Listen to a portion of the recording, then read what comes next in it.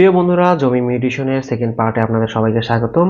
তো প্রথম পর্যায়ে আমরা আপনাদের দেখিয়েছিলাম যে আমরা কিভাবে কোর্ট ফি প্রদান করব, আমাদের আবেদনটা কিভাবে জমা করব এবং কিভাবে আমাদের ওইখানে উপস্থিত হতে হবে এবং শুনানি করতে হবে এ বিষয়ে বিস্তারিতভাবে বলেছিলাম। তো পরবর্তী সময়ে শুনানির পরে তারা একটা সিদ্ধান্ত দেয় আমাদের জমি কি মঞ্জুর হয়েছে কি হয়নি।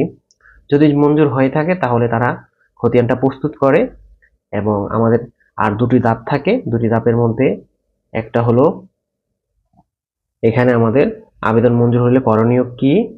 করণীয় এখানে দেখতে পাচ্ছেন যে আমাদের এখানে সংশোধন বাবদ তারা 1000 টাকা নিবে এবং খতিয়ান সরবরাহ বাবদ আমাদের 100 টাকা নিবে, মোট 1100। আর প্রথমে আবেদনের সময় আমরা দিয়েছিলাম 70 টাকা, তো টোটাল আমাদের খরচ হবে 1170। তো এখন যে বিষয়টা আছে বাকি, তখন কিন্তু আমাদের অগ্রগতি ছিল 83.33। অনুমোদনের সাথে সাথে তাদের এটা 100% হয়ে গেছে। আর যদি মঞ্জুর নাও করে তাও 100% হয়ে কমপ্লিট হয়ে যাবে তাদের প্রসেস। 26 তারিখে আমাদের এটাকে অনুমোদন করেছিল। তো এখন আজকে হলো মাত্র 27 তারিখ। তো আজকে আমরা চাইলে এই যে ডিসিআর পেমেন্টটা যদি করে দিই আজকে, আমাদের খতিয়ানটা কিন্তু সাথে সাথে চলে আসবে। আমাদের খতিয়ানটা কিন্তু প্রস্তুত হয়ে গেছে। তো এখন অপশনটা আছে যে আমাদের ডিসিআর ফি 1100 টাকা, এটা যদি আমরা প্রদান করি তাহলে কিন্তু আমাদের খতিয়ানটা সাথে সাথে চলে আসবে। তো বন্ধুরা দেখতে পাচ্ছেন এখানে আমাদের আবেদনের ট্র্যাকিং নম্বরটা আছে এবং ডিসিআর ফি 1100 টাকা। তো আমরা যদি এখন পেমেন্টটা করে দিতে চাই তাহলে আমরা এখানে প্রেস করে আমরা অগ্রসর বাটনটি ক্লিক করব। এখানে আমরা 4টা অপশন দেখতে পাচ্ছি। আমরা বিকাশ, নগদ, উপায় যে কোনো মাধ্যমে দিতে পারি। তা আমি বিকাশে পেমেন্ট করব 1100 টাকা। আপনারা চেক করে নেবেন যে এখানে ঠিক আছে কিনা। আমি আমার মোবাইল নাম্বারটা দিয়ে দেব।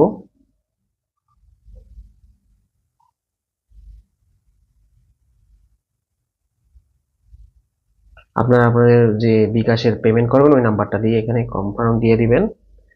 এখন আপনাদের ওইখানে ভেরিফিকেশন কোড যাবে, ওইটা প্রোভাইড করে দিবেন।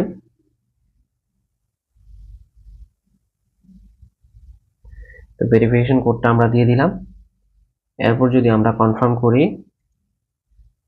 এখন আমাদের পাসওয়ার্ড যাবে।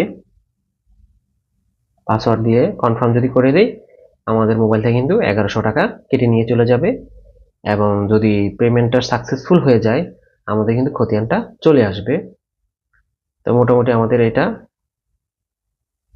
সাকসেসফুল হয়েছে। এখানে আপনারা চাইলে পেমেন্ট রিসিপ্টটা দেখতে পারেন, আবেদন প্রিন্টও করতে পারেন।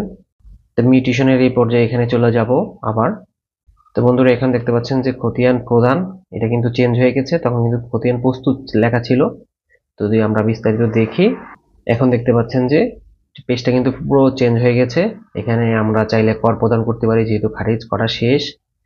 এবং এখানে কিন্তু আরেকটা অপশনও দেওয়া আছে, যদি আপনার মিউটেশনে কোনো ভুল হয় এটা কিন্তু সংশোধন করতে পারেন। এখানে অপশনটা রাখা আছে 3 মাসের মধ্যে এটা করতে হবে। এখন আমরা চাইলে এখানে দেখতে পাচ্ছেন যে অগ্রগতি পুরো ফুল হয়ে গেছে, এখানে আর কোনো বাকি নেই। ডিসিআর এর অপশনটাও নেই। যদি এখানে দেখাই এই যে খতিয়ান প্রস্তুত, আজকে 27 তারিখ কমপ্লিট।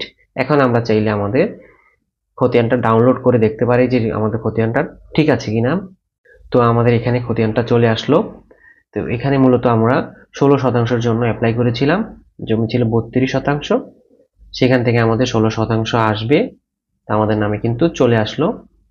এখানে কিন্তু আমরা বিস্তারিত দেখতে পাচ্ছেন যে আগত খতিয়ান, যে আগের যে খতিয়ানটা ছিল সেটা ছিল 1307, সেখান থেকে আমাদের নামে এখন নতুন খতিয়ান 25-23-71 এই খতিয়ান নম্বরে আমাদের কিন্তু 16% জমি আমাদের নামে রেজিস্ট্রেশন হয়ে গেছে। আমাদের দলিল বরাবর 16% আমরা পেয়ে গেছি। তো এই খতিয়ানটা চাইলে আপনারা কর পরিশোধ করতে পারেন। তো আমরা পরবর্তী ভিডিওর মাধ্যমে দেখিয়ে দেব আমরা কিভাবে কর পরিশোধ করতে পারি। আজকে এই পর্যন্তই, ধন্যবাদ সবাইকে।